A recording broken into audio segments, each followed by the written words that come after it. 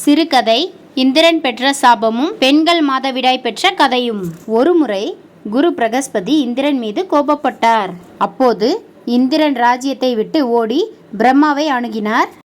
அப்போது பிரம்மா இந்திரனிடம், உனக்கு ராஜ்யம் கிடைக்க வேண்டுமென்றால் நீ ஒரு முனிவருக்கு பணிவிடை செய்ய வேண்டும். அந்த முனிவர் மனமகிழ்ந்து போனால் உனக்கு உன் ராஜ்யம் கிடைக்கும் என்றார். அவரின் அறிவுரைப்படி ஒரு முனிவருக்கு இந்திரன் பணிவிடை செய்ய துவங்கினார். அந்த முனிவரின் தாய் ஒரு அசுர இனத்தைச் சேர்ந்தவர். ஆகையால் அந்த முனிவர் அசுரனுக்கு நெருக்கமாக இருந்தார்.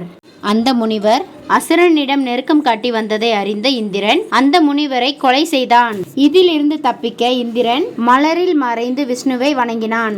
இதனால் மகிழ்ந்த விஷ்ணு அவரை காப்பாற்றுவதாக கூறினார். அந்த குற்றத்திலிருந்து தப்பிக்க அறிவுரையும் அளித்தார். அதில் இந்திரன் தனது சுமைகளை மரம், பூமி, நீர் மற்றும் பெண்களிடம் வகுத்து கொள்ள கூறப்பட்டதாக கதையில் தெரிகிறது. சாபத்தில் 4 பங்கு மரத்திற்கு வரமாக அளிக்கப்பட்டது. அதனால் வாடினாலும் மீண்டும் உயிர் பெற வரம் அளிக்கப்பட்டது. 4 பங்கு நீருக்கு தரப்பட்டது.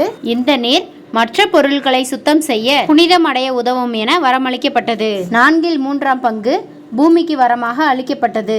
பூமி வறண்டு போனாலும் மீண்டும் தானாகவே புத்துயிர் பெறும் என்று வரமளிக்கப்பட்டது. 4 பங்கு பெண்ணுக்கு மாதவிடாயாக அளிக்கப்பட்டது. இந்த வரத்தின் மூலம் பெண்கள் ஆண்களை விட மதிப்பு அதிகம் பெறுவார்கள் என்று அளிக்கப்பட்டது.